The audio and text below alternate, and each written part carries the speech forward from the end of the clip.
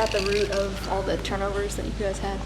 I mean, there's a blame yourself first and foremost. I know I definitely had some uncharacteristic ones. Just thought we're a little sloppy at times, but that team has the best record in the NBA for a reason. So I know that the offense gets a lot of credit and attention, but they do some funky things defensively. They got active hands, guys switching and peeling back, and the zone kind of changed the momentum and rhythm a little bit. So something we got to clean up. We played them obviously in a couple of days, but yeah, uncharacteristic for us, for me especially. At this point, you guys have played so many tight games in the fourth. Do you have real confidence in this team to kind of keep your composure when it gets down to the last seconds? Yeah, I think we're past that point of panicking and not knowing what to do in certain situations now. Whether we execute at the level we need to or not, it's been hit or miss as of late.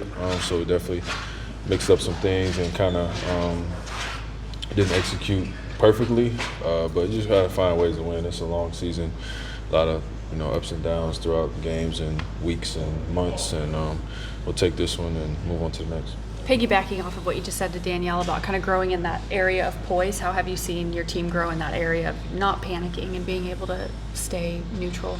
It's just less panic and just understanding, the long game. I think they would add a 19-0 run at one point in the fourth, and was able to kind of break the cold spell and make a couple shots and get some stops and make some free throws. Just understanding that the goal is to win the game by any means necessary, not getting carried away with the highs and the lows. So that's maturity, and sometimes you get lucky and sometimes you deserve to win and things go your way. And Darius is obviously a great free throw shooter, so we escaped with one, but it goes like that sometimes. You guys shot the ball well for 3 quarters.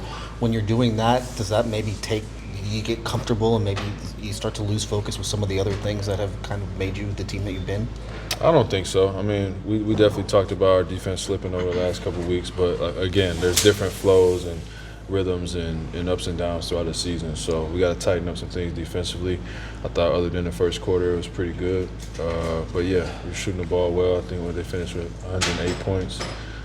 We try to keep everybody under 100. It's not that realistic all the time, but yeah, we got to play this team again in a couple of days, so we'll see what we need to do better. Fred, go ahead, man. I think you knew your shot was always going to start falling at some point, but is there anything that you've done to get that going a little bit? Not really. Just trusting the work, staying consistent. Your body has ups and downs. There's different rhythms as a player personally, and the way the offense is flowing, ball's finding you in different spots and just being ready to shoot. So I always trust my body of work over a season, and I don't really get carried away if I'm shooting it well or shooting it bad. I know that at the end of the year I'll hit my numbers like I usually do. Fred, our man had another double-digit night as far as rebounding is concerned. What have you seen from him being able to not only get those rebounds, but be able to track down the missed shots and things like that? Yeah, well, it's great for us. Obviously defensive rebounding for him has been huge. He's guarded different guys in different assignments, so different points of the floor. Like tonight, he was kind of more on a shift guy, and help position, so he's got to track the long rebounds down. But anytime he can get a defensive rebound, it starts our fast break. So that's big for our team. And then offensively, he's special down there in the dunker with the second jump and just going to get us extra possession. So we expect that from him. It's nothing new for us, and he's one of the best in the league at it. It seems like teams kind of go to it when the Rockets have us going is go to zone. What do y'all need to do to be able to bust the zone and get better shots? Nothing. I think there was a little spell there where it kind of changed our rhythm, but we got good looks. We missed some. We didn't get stops.